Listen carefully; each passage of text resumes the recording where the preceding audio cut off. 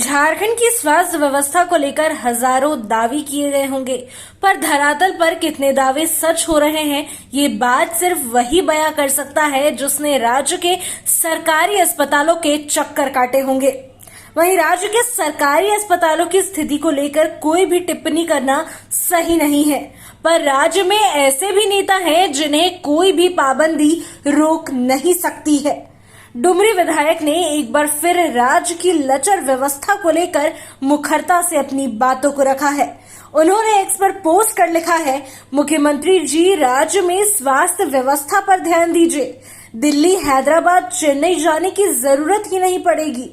आम आदमी कैसे स्वास्थ्य का लाभ ले पाएंगे? आप लोग तो तुरंत उड़ जाते हैं, पर जनता को एम्बुलेंस भी नसीब नहीं होती है। इस पोस्ट में मुख्यमंत्री हेमंत सोरेन को भी टैग किया गया है। दरअसल हाल ही में झारखंड कैबिनेट के मंत्री हफीजुल हसन ने गुड़गांव स्थित मेदांता अस्पताल में हार्ट सर्जरी कराई है। इसके बाद मुख्यमंत्री हेमंत सोरेन और उनकी पत्नी और गांडेय विधायक कल्पना सोरेन ने अस्पताल जाकर उनका हाल चाल जाना है। इसकी जानकारी मुख्यमंत्री ने सोशल मीडिया पर पोस्ट के जरिए दी है और इस पोस्ट के साथ जयराम की पार्टी ने राज्य के स्वास्थ्य व्यवस्था और सरकारी अस्पतालों पर गंभीर सवाल उठाए हैं।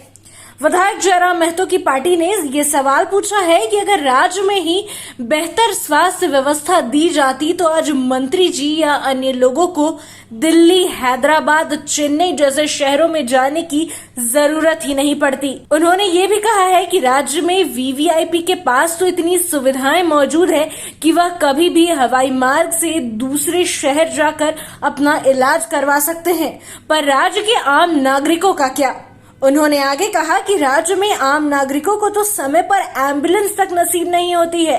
हालांकि इस बात से नकारा नहीं जा सकता है कि राज्य की ऐसी व्यवस्था हर दिन कितनों की जान पर बनाती है और वहीं दूसरी ओर राज्य के वीवीआईपीज के लिए ये चीजें कितनी आसान है।